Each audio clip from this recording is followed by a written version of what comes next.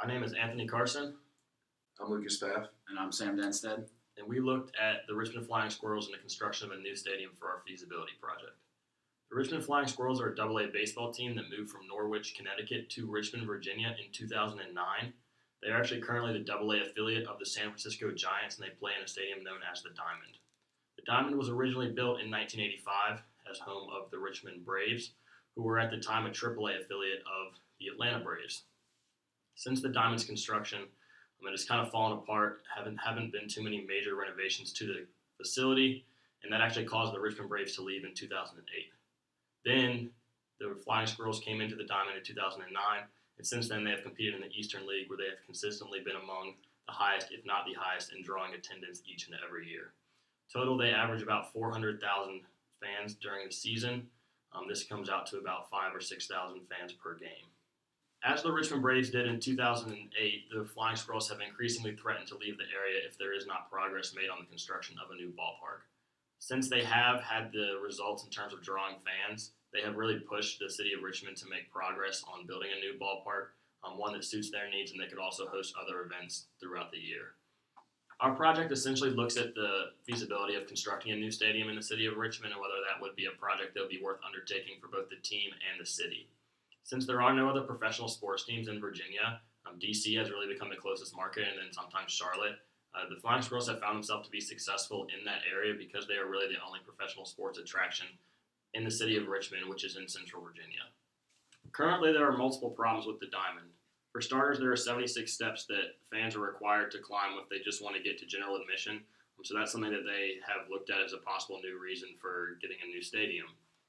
Another problem is just that the facility itself is old. There have been leaks in the stadium, and parts of the stadium are kind of cracking and falling apart. All this just really doesn't make it conducive to holding one of the most successful minor league baseball teams in terms of drawing attendance. Currently, that attendance at the Diamond, or capacity of the Diamond, is at 9,560 in comparison with 11,000, which is about at the higher end of AA ballparks across the country. One of the advantages of the Diamond currently is its location. The Diamond is located directly off of I-95, which is one of the most traveled highways in the United States. This was something that we looked at as advantageous moving forward when we looked at the construction of a new facility. We wouldn't necessarily want to move the facility very far, so the two proposed locations were one near the river and then two right near where the Diamond currently exists. One of the proposed locations for the new stadium would be next to the river. The presence of the river near the stadium would greatly enhance the ballpark, but at the same time, that area near the river is not accessible by major highways, and that would become a problem. There's also not an abundance of land there, so the parking would also have to have a creative solution for how they would acquire that land or build a parking deck in order to get fans to the stadium. Also, since that is one of the most historical parts of Richmond, land would naturally be much more expensive in that area. The other proposed location would be to keep it right where the Diamond currently exists. The Diamond does actually have a large plot of land right next to it that they do park in currently, and there's also a major warehouse that is very close. If they were able to buy that land, they could easily construct a stadium right near the current location and then use existing parking facilities to make it a more successful transition to a new stadium that's still in downtown Richmond off of I-95. For all of those reasons mentioned, we have decided that the best location for a potential new stadium would be directly near the existing stadium at the Diamond, where they could use existing parking facilities and would have to buy less land as a result. When looking at the actual stadium that would need to be built, we use two existing stadiums as references. Currently, BB&T Ballpark in Charlotte, North Carolina, which was built for $54 million, has a capacity of 10,200. Coca-Cola Park in Allentown, Pennsylvania, was constructed for $50 million, and it has a capacity of 10,178. The Diamond currently has sellouts of about 9,500. This is a little bit less than capacity since they have removed some of the seating in the upper deck, but their sellouts have been a consistent feature of their season since they moved to Richmond. They usually have about 10 sellouts per year, whether that's opening day, July 4th, weekends with fireworks, all of those things. So we looked at building a stadium that holds about 10,000 as our benchmark, and we will use the pricing of those two other stadiums, the one in Charlotte and in Allentown, as our benchmark as well. For that reason, we've looked at constructing a new ballpark that costs about $55 million with about a 10,000 seat capacity. This new ballpark, among other features, would have a 360-degree concourse that the Diamond does not currently have. Currently, there is no outfield seating in the Diamond, So spectators that aren't on the lower bowl of area behind the plate in the first and third baseline are kind of sent to an upper deck behind home plate that is not beneficial for anyone. So by adding a 360-degree concourse in a new stadium, it would allow all of the fans to be kind of closer to the action. The metropolitan statistical area of Richmond, Virginia is 1.3 million, which makes it the 44th largest city in America. The Richland MSA consists of 13 counties. 56% of the population is between the working ages of 25 to 64 years old, which is 3% higher than the national average. As seen in the above chart, there is a significant difference in the projected population growth in the Richland MSA in comparison to the United States as a whole. There is a 7.1% projected population growth that could directly lead to an increased market in a state that is currently home to 0 professional sports teams. In 2017, the City of Richmond mayor said, "Richmond, Virginia is not a sanctuary city, but we will protect our residents, legal or not." In a changing political climate, this could attract even more residents to the area. In general, minor league baseball caters to the families of America. Richmond, Virginia has a high middle-aged population, presumably with families. It is reasonable to assume there is a market for minor league baseball in the city with little to no sport competition. Being close to I-95 provides the Diamond with a level of accessibility in the area that is not saturated with other professional sports. The new stadium would have both public and private funding. This would be split between 50% between the team and 50% between the state. Since the new stadium would be costing around $55 million, $27.5 million would be coming from the state of Virginia, and the other $27.5 million would be coming from the Richmond Flying Squirrels organization. The project could also use corporate revenue bonds to help finance the construction of the new stadium. The stadium cost would be $55 million, consistent with assumptions based on other facilities. It is a 30-year life. A loan is taken out to cover half of the facility cost at 10 years and a 4% interest rate. Some of the revenue sources from the Richmond Flying Squirrels include ticket sales from season tickets, suite sales, and walk-up ticket sales as well, advertising, media, concessions, merchandise, and sponsorships. Building this new stadium will give Richmond an opportunity to collect a higher property tax. The property tax is $1.20 on every $100 assessed the real estate property value. Building this new stadium will give Richmond the opportunity to collect higher property taxes as the new stadium has more value. The property tax is $1.20 on every $100 of the assessed real estate property value. This will give the Richmond Flying Squirrels with a new stadium more opportunities for additional revenue streams. With VCU Baseball paying a yearly fee to use the stadium for home games, VCU will collect their own game day revenue. VCU rental will be about $248,000 or $6,000 per game, with an average 28 home games per year, plus $80,000 for practicing and other events as well. For a AA minor league baseball team, the average fan cost index is right around $65. This includes 2 adult tickets, 2 children tickets, 4 hot dogs, 2 sodas, 2 beers, parking, and a program.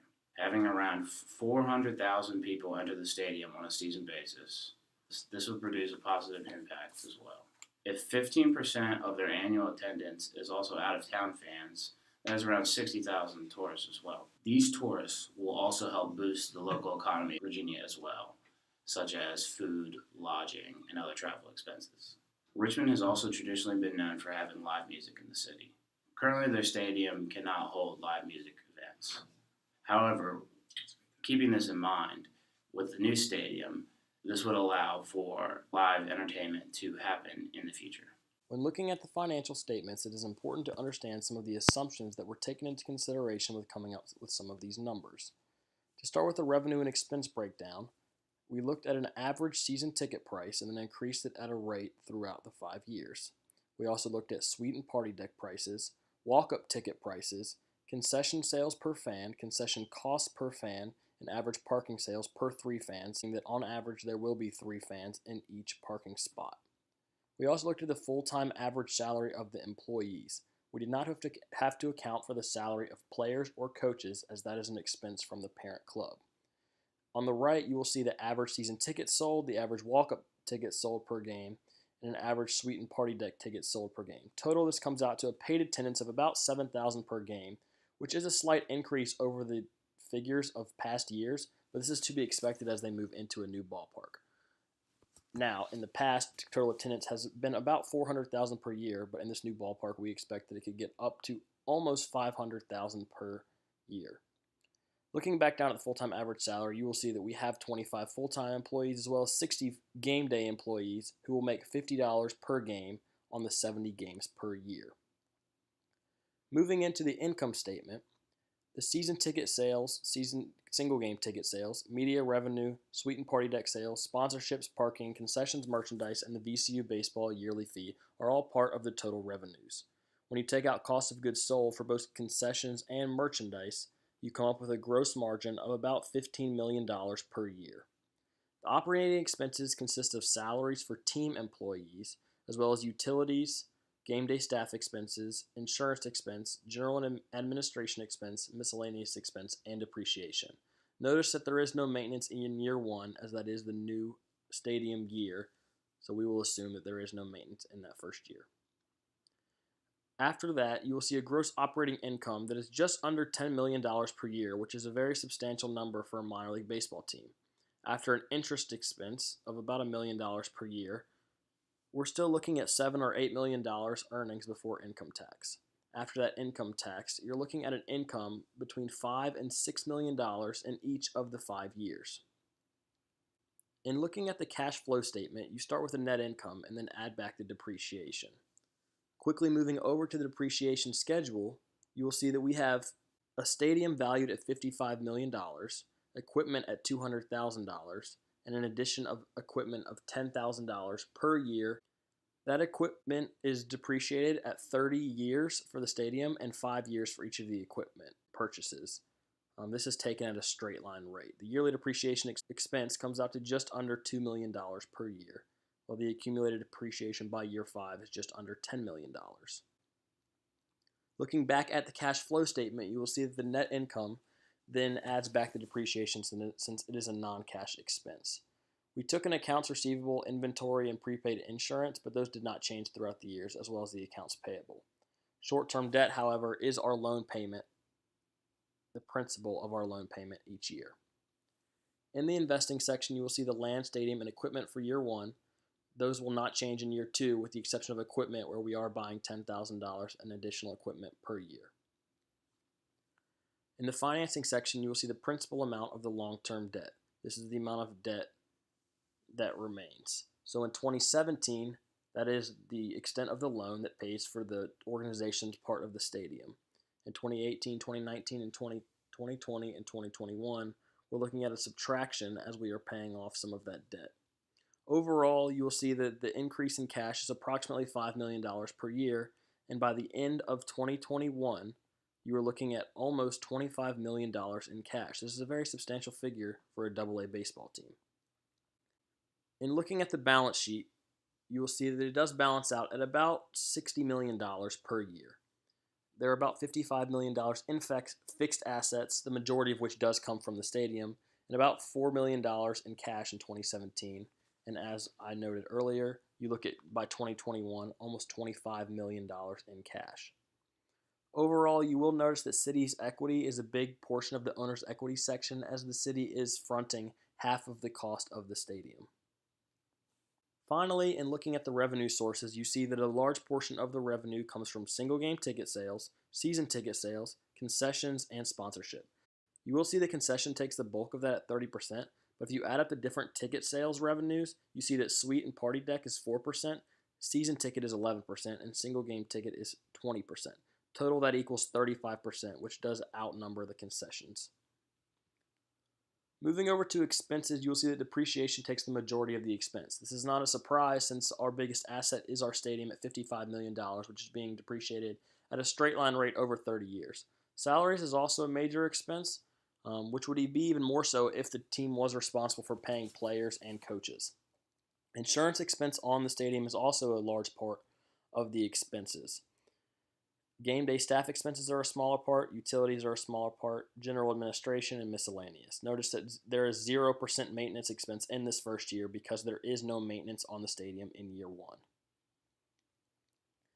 In summary, when looking at all the financial statements, you can see that just based on a $55 million stadium, which would be one of the nicest stadiums in AA, the Flying Squirrels can remain a viable financial franchise, still making a net profit in each of the 5 years. After looking at all the information compiled in our feasibility study, we feel that it is in the best interest of both the city of Richmond and the Richmond Flying Squirrels to go forth in the completion of a $55 million stadium right outside of the current location of the Diamond. While the team has had success bringing fans to the city of Richmond, there's been increased pressure by the organization to build a new stadium. If there's no new stadium built, the Flying Squirrels have threatened to leave the city of Richmond, leaving the town with no professional sports team in the area. With their levels of attendance, the Richmond Flying Squirrels have been financially profitable since they have come to Richmond. However, we believe even with the construction of a new, expensive, state-of-the-art stadium, they could still be a financially viable organization. With a net profit of about $6 million for each of the 5 years, the stadium loan that they will have to take out for construction of the new stadium becomes entirely manageable. 27.5 of that $55 million also would come from the city, easing the burden on the Flying Squirrels. In this new venue, the Flying Squirrels will be able to attract additional fans that would guarantee them leading the Eastern League in attendance. The game day experience would also be enhanced with this new stadium, and with a growing population that doesn't have any major sports in the city, it would only help the Flying Squirrels market. A potential new stadium could also house other events. Moving forward, there are really only two options. Either the Flying Squirrels will continue to be profitable before choosing to leave for another location because of the Diamond, or they will come together with the city of Richmond and they will agree to construct a new ballpark in which the team can still remain profitable and be able to pay off the loan for a new stadium. It would be to the benefit of both the Richmond Flying Squirrels and the city of Richmond that they choose to do so. Our project essentially looks at, no, that's not how I want to do it. This is the bloopers part right here. Yeah, easy. Currently, the Diamond holds 9,560 as their average attendance. He wasn't in it, so How I are you didn't going to get know. up in the middle of me talking? I don't know. That was funny. Good grief. The advantage of going near the river would be that it would be kind of a more... I don't like that word either. That's what I was trying to say. While also... How are you going to hit that while I'm trying to talk? Dude, that's my bad. Backed up in me. In general, minor league baseball caters to families. Richmond, Virginia boasts a higher nation. Wouldn't be hard if there wasn't a camera. I could sit in front of them. In general, minor league baseball. Now I'm just going to screw up everything. In general, minor league baseball caters to the families of America. Richmond, Virginia has above average family population, middle-aged, above average middle-aged population. Families. Average median income. In general, minor league baseball caters to the families of America. Richmond, Virginia has a higher average of middle-aged people in. Well, you gotta stop saying Richland. Yeah. Richmond. We're in Richland County. We're not in Richmond. Alright. Am I right saying Richland? It's good. It's good to know. The public financing options would be coming from also Virginia Commonwealth University, and also the project could also use the project could also use private financing from oh my god, two adult tickets, two children tickets, parking, 4 hot dogs, 2 sodas, 2 beers per program. That's it. Currently, the Diamond does not. After looking at all the information that we compiled in our feasibility study, we feel that it is in the best interest of both the City of Richmond and the Richmond Flying Squirrels to go forth in construction of a new $55 million stadium right outside of the current location of the Diamond. If you're doing that, just when I'm done talking, you talk. Okay, gotcha. Yeah.